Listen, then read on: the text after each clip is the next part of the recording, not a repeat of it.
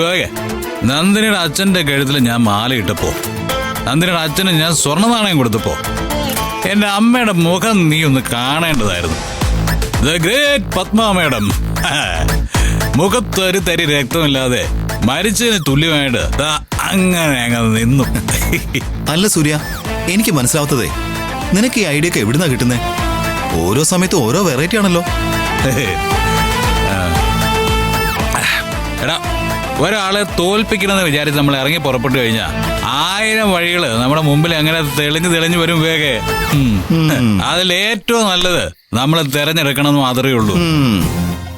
പക്ഷെ വേറൊരു കാര്യം, ഈ വിഷയത്തിന്റെ പേരില് കണ്ണീര് കുടിക്കാൻ പോകുന്നതേ പാവം നന്ദിനിയാണ്. നീ കട്ടയ്ക്ക് കൂടെ നിന്നോണം, അല്ലെങ്കിൽ ആ പാവം വിഷമിച്ച് ചത്തുപോകും. എടാ, അയാളെ ഞാൻ അങ്ങനെ ഒറ്റപ്പെടുത്തില്ലടാ. അയാൾ എനിക്കുണ്ടല്ലോ. നിനക്കുണ്ടല്ലോ. നീ അത് കള. അങ്ങനെ കളയാൻ പറ്റില്ല. നന്ദിനി നിനക്ക് ആരാ? നിന്റെ മനസ്സിൽ നന്ദിനിയുടെ സ്ഥാനം എന്താ? പറടാ. അതിപ്പോ അങ്ങനെ ചോദിച്ചാ ഏറ്റവും വാല്യുബിൾ ആയിട്ടുള്ള ഒരു നീ എന്താണ് ഇങ്ങനെ കുത്തി ചോദിക്കുന്നത്? Nandini is my friend. അത് തന്നെ. ഫ്രണ്ടോ?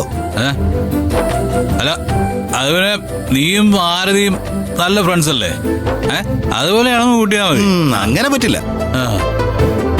നന്ദിനിക്ക് നിന്റെ മനസ്സിലെ സ്ഥാനം എന്താണെന്ന് എനിക്ക് അറിഞ്ഞേ പറ്റും. എന്തെങ്കിലും ഒരു കാര്യം പറഞ്ഞു തുടങ്ങിയാ അത് നമ്മുടെ കേറി പോവല്ലടാ.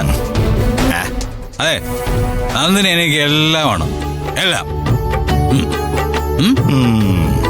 പോരെ? വിളിക്കും നിന്റെ പൊണ്ടാട്ടി ആയിരിക്കും.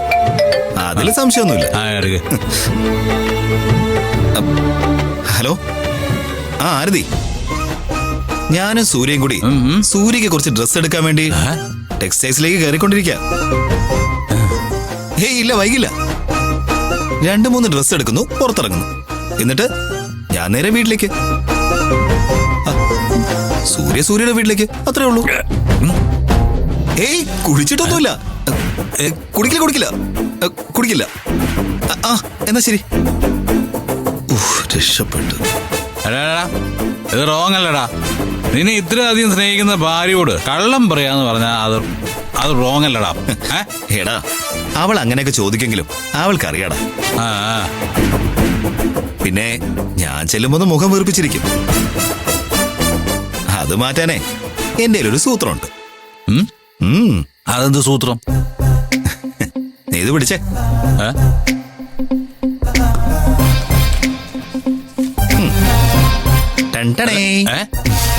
ഇതെന്താ? പൂവാ? എടാ, ഭാര്യമാർക്ക് ഇങ്ങനെ ചില വീക്ക്നെസ്സുകളൊക്കെ ഉണ്ട്. അവര് നമ്മളോട് പിണങ്ങിയിരിക്കുമ്പോ അവരുടെ പുറകിലൂടെ ചെന്ന് അവരുടെ മുടിയിൽ ഐശ്വര്യമായിട്ട് പൂ വയ്ക്കണം. ശരി. അവർക്ക് ഇഷ്ടപ്പെട്ട കുറച്ച് സ്വീറ്റ്സ് കൂടി വാങ്ങിച്ചു കൊടുത്താ ഒരു മഹായുദ്ധം ചിലപ്പോ അവിടെ അവസാനിക്കും. അറിയോ?